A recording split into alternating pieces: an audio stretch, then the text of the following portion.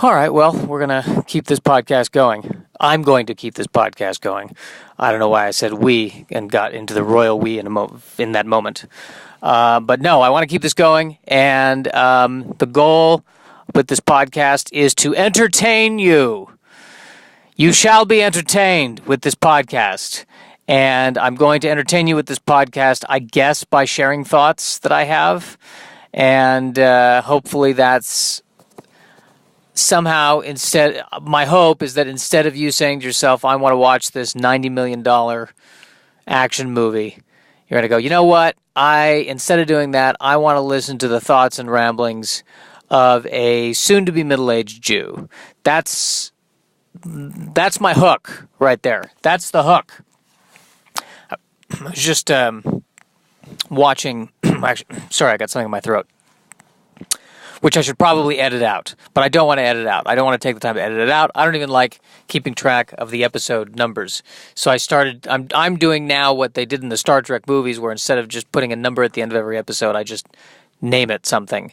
So we'll call this one Insurrection. Why not? So I was watching this interview with Paul McCartney, and he was going through all of his iconic songs. GQ magazine, I guess, does these interviews with famous people, and they do a retrospective of their life. And GQ, which stands for Sexy Man, I think, right? What does GQ stand for? I'd look it up on Google, but I'm in the middle of recording on my phone, and I don't want to. I could look up Google while I was recording on the phone, but I don't want to. What?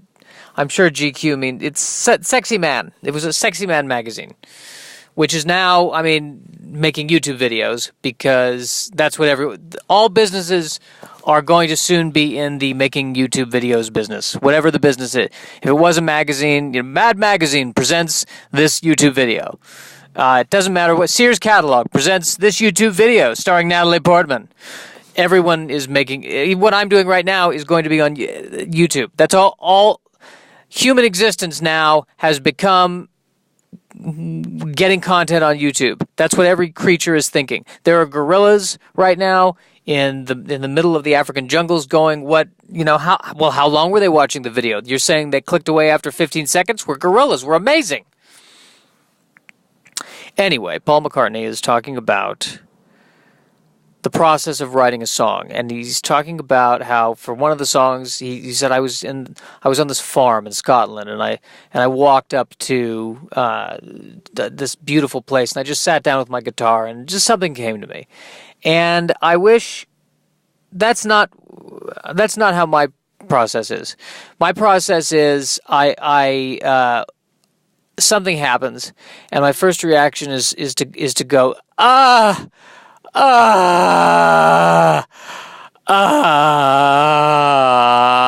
then I try to write a joke about it, and that's my life. That is exactly what my life is. It's just get punched in the face, write a joke about it, and 1 out of 10 times the joke will work. Get punched in the face again, write a joke. 1 out of 10 times the joke will work, and so on and so forth until I get to the point where I'm I guess a comedian. I don't know. I've been using the word I guess a lot.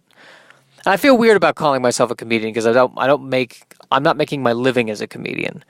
And people would say it doesn't matter. Joshua Snyder, it doesn't matter. You are what you say you are, okay? You have power, all right? You are what you say you are, and you stand up straight, and you accept it, and you have that power. I don't know why I'm going into a kind of a Minnesota accent there. You are what you are. You have that power. And then the IRS would say, well, that's all nice, but according to this, you're an admin assistant. Got it. So that's my conundrum. So, all right, fine. I'm a comedian. Great. I'm a comedian. Okay, I'm a comedian. With irritable bowel syndrome.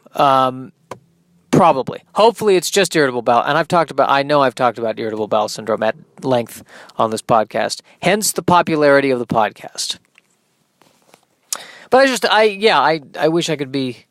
I was just watching Paul McCartney. He's just like, yeah, let it be, man. You got to let it be.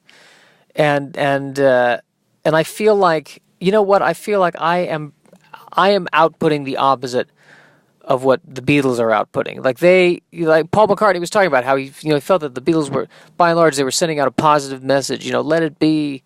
All you need is love, all that kind of stuff. And my goal is to be my goal is to provide the counter to that. No, I don't want to let it. I'm not going to let it be. I'm going to keep scratching this itch. I'm not going to let sitting dogs lie. I am going to say that thing that's going to piss off that person, that is going to make the argument even worse. That is my purpose. All you need is not love.